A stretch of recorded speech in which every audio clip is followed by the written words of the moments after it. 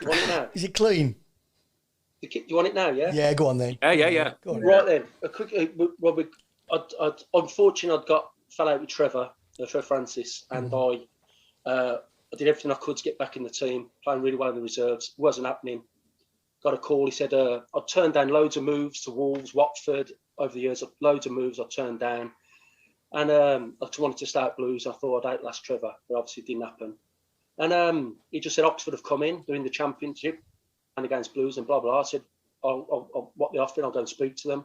Just needed to get back playing. Anyway, signed for 3 years. I think it was 3.5 years. Went down there, fresh start.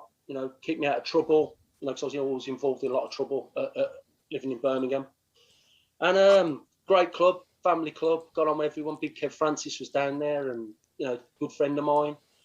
And I thought, right then, this is it. The next chapter. I'm fit. I'm raring to go. Just want to play.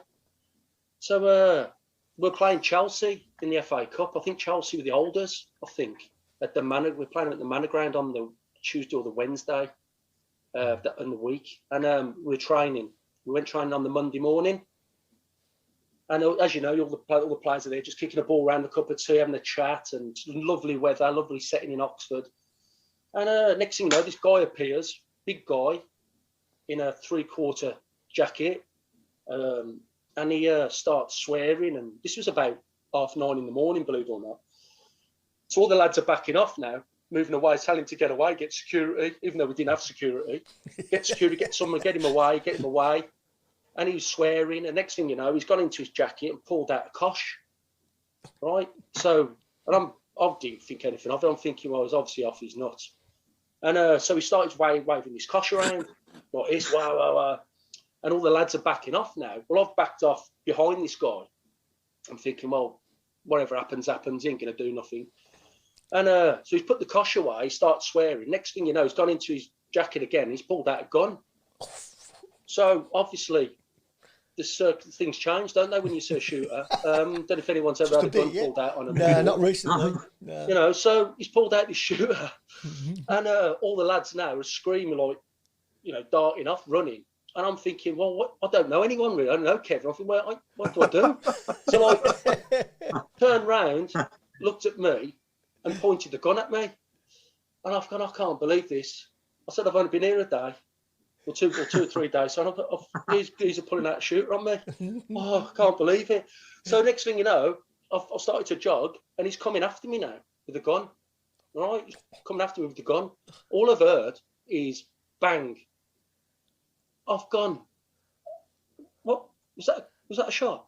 So I don't know, when you get into, you always say, think about it. If someone's chasing you and they've got a gun, okay. But when you hear a bullet or when you hear a bang, you don't run that quick because you're just waiting for it to hit you, right? So you can imagine like a Benny Hill scene when the geezer's legging after me and all across the training ground, and I'm going left and right, and he's coming after me, and all looking at is bang, bang. Obviously, I'm absolutely bricking it, and he's chasing me, and I'm thinking, how come he hasn't hit me?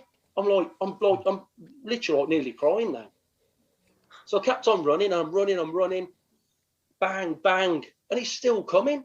And I thought I should be able to outrun him, but my legs, I couldn't move. They were like jelly. I'd absolutely gone. So I got to this big oak tree, and I thought, I can't run anymore. I'm just going to have to have it with him. And there's these old geezers. It was a golf course. I didn't have a clue where I was running. I didn't know the area. And there was these two old guys playing golf on the putting green, like they're doing shots like that. And I went, right.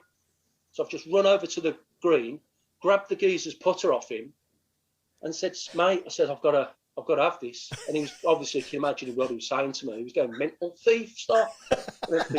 So I need this. I just need it. So I got behind this big oak tree with his putter, and he's going mad at me, this old geezer. And the old guy with the gun is still coming at me. And all he said to me is, putting the gun, I'm behind the tree, and he said, put the putter down, and I won't shoot. And I'm thinking, hold on a minute, how many shots has he had now?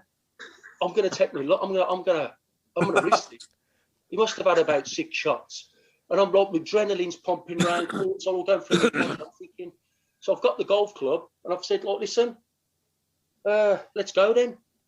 and I've just run into him, and thank Christ, I've tried to, like, you know, do as much damage as I could. I thought it was fine for my life, and I've hit him, and he put up. He had the kosh in one hand and the gun in the other, so he's put his hands up like this, and I've hit him, hit his hand. Blood's gone everywhere, pissing of blood everywhere. He's fallen to the floor. I'm just absolutely caning him in on now. So next thing you know, all the players are running over. It's mental. Like, you can imagine the pandemonium now. It's like, it's really bad. There's blood, just noise. Some guy's got me around the throat trying to strangle me. I understood then that was his son. And then he's on the floor, and all the players are jumping on me, and they said it's a wind up. It's a wind up. And I said, what do you mean a wind up? And apparently, this guy called Terry, he used to do it to every new player at Oxford. He used to put balaclavas on, go into the showers. So if you turned around, he'd be standing there with a shooter. They had players crying in the corner, like crying for their wives and kids. He did it to the England football team years ago, back in the 80s. So he was well known. And obviously I've left him on the floor, you know, covered in blood, ambulance and everything. And I thought, oh my God, I'm going to get nicked here. It's like attempted murder. And I've not even played, I've only played one game for him. I'm thinking, what is going on? I can't believe this is happening to me. And I've had to go at Big Kev, you know, 6'7" Kev, who could just like knock me out with one punch. And I'm starting to rip into him, saying, how could you do this to me?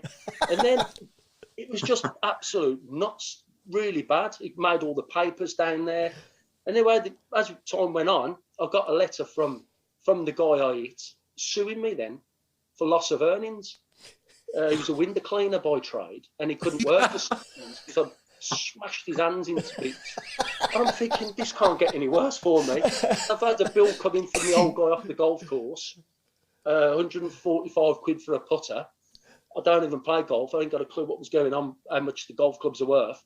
So I said to the club, I said, I'm not paying anything. I said, you've said